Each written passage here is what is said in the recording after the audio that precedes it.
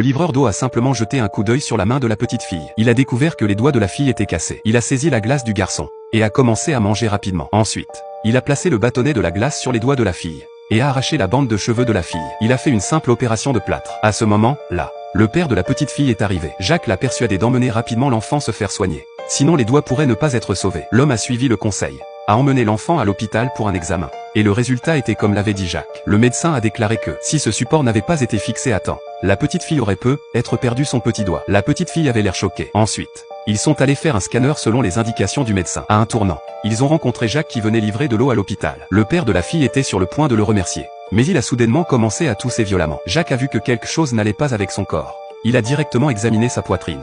Mais l'homme l'a repoussé violemment. Après tout, il ne croyait pas ce livreur d'eau. Mais peu après, l'homme a eu des difficultés à respirer. La petite fille a demandé de l'aide aux médecins dans le hall. Mais les médecins étaient tous occupés à soigner les patients venus d'un accident de voiture, et n'avaient vraiment pas le temps de s'occuper d'eux. Voyant que son père allait s'étouffer, la petite fille a crié désespérément. Les médecins, ne comprenant pas la situation, ont brièvement arrêté leur travail, puis ont rapidement repris les premiers secours. La petite fille n'a pas abandonné, et cette fois, elle a finalement attiré l'attention du médecin Anna. Anna a diagnostiqué provisoirement que l'homme avait une pneumothorax, a demandé à son assistant de l'emmener pour un examen préliminaire, puis est parti précipitamment. Jacques, qui n'était pas rassuré, l'a suivi. Dans l'ascenseur, le père de la fille s'est soudainement évanoui. Jacques a rapidement mis sa main sur sa poitrine, a fermé les yeux pour sentir, et a découvert que le cœur s'était également arrêté de battre. Le médecin a apporté un ventilateur artificiel simple, était sur le point d'intuber le patient, mais Jacques a demandé de vérifier le cœur en premier, et le médecin n'a pas prêté attention. Jacques a arraché le ventilateur, a crié fort au médecin de vérifier le cœur en premier, et le médecin a fini par le faire. Le médecin a été surpris de découvrir que le patient n'avait pas de battement cardiaque.